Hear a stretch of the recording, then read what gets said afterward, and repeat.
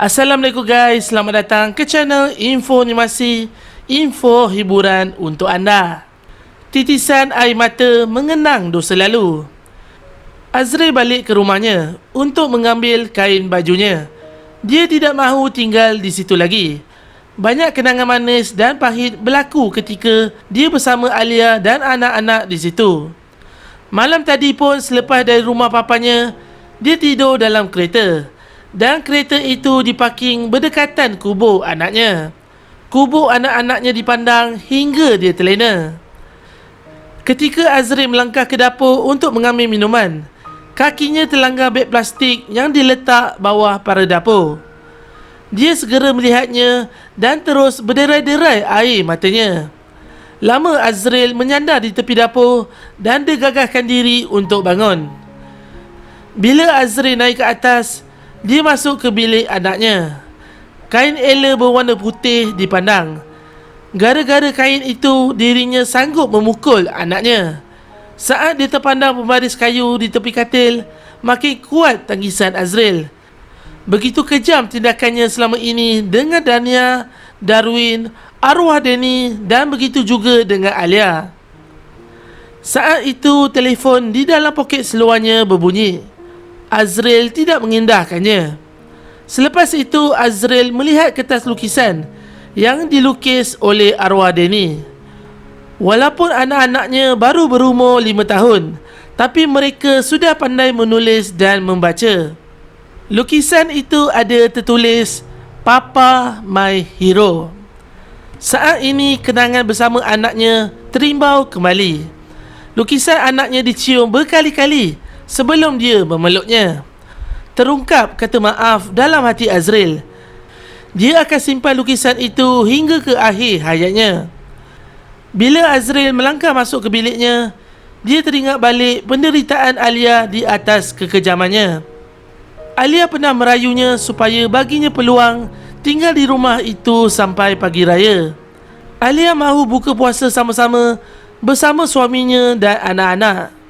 Alia tidak kisah jika dia diceraikan pada pagi raya itu.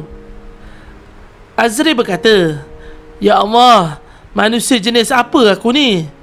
Betapa kejamnya aku. Apa dosa Alia? Dia dah berkorban segala-galanya untuk aku. Apa lagi yang aku nak? Kenapa aku perlu benci dia? Apa yang terjadi dalam hidup aku bukan sebab Lia, tapi salah aku. Kenapa Lia yang aku salahkan? Busuknya hati aku. Tergamak aku seksa isteri aku." Sebenarnya Azril masih sayangkan isterinya. Dia mahu berkahwin dengan Rim pun hanya kerana harta semata-mata. Ikutkan kata hati, ikutkan ego. Padahal dari dulu sampai sekarang, cintanya pada Alia tak pernah padam. Telefon Azril berbunyi lagi. Azril tidak mengindahkannya. Dia hanya menyandar lesu dan mukanya nampak tidak bermaya. Selepas itu, dia terdengar suara seseorang memanggilnya.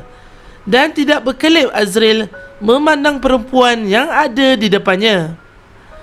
Azril terkejut dengan kehadiran Sharifah Azrin.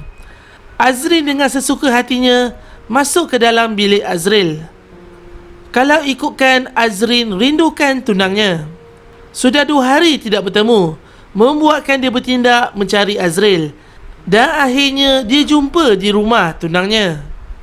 Azril berasa tidak selesa dengan Azrin. Berdua-duaan di dalam rumah itu tanpa ikatan merupakan satu dosa besar. Azrin pelik. Kalau sebelum ni dia berpegang-pegang dengan Azril, tidak menjadi masalah pun. Tiba-tiba pula Azril naik angin dengannya. Azril tidak ambil peduli pun. Yang penting dia perlu pastikan majlis pernikahan akan berjalan dengan lancar. Azril tetap menyuruh Azrin keluar dari rumah. Dan secara tiba-tiba, kelibat Sharifah Aisyah yang muncul. Tujuan dia datang adalah untuk mengambil baju cucunya. Azril pelik melihat tingkah laku mamanya. Kemudian Sharifah Aisyah membuat perhitungan dengan Azrin. Begitu menyampah sekali dia dengan tunang Azril. Dengan gaya belagak dan bongkaknya membuatkan Sharifah Aisyah makin bencikan Azrin. Dia tahu Azrin yang menyorokkan inhaler kepunyaan dia ni. Tapi Azrin tidak mengaku.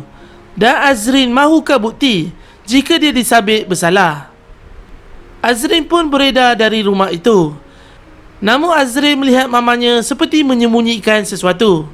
Tapi Sharifah Aisyah tak boleh buat apa. Dia terpaksa beritahu juga keadaan Lia. Dia kini mahu bersalin disebabkan paras darah turun dengan banyaknya. Azrin sangat risau. Tapi itu semua permintaan Lia terhadap Sharifah Aisyah supaya merahsiakan hal ini. Sharifah Aisyah dengan segera pergi meninggalkan Azril. Terkena kembali Azril ketika dia ada berkata sesuatu yang menggores hati isterinya. Dia berkata, "Jangan nak kacau aku walau kau bersalin sekalipun. Ingat, aku tak ada masa nak datang tengok kau."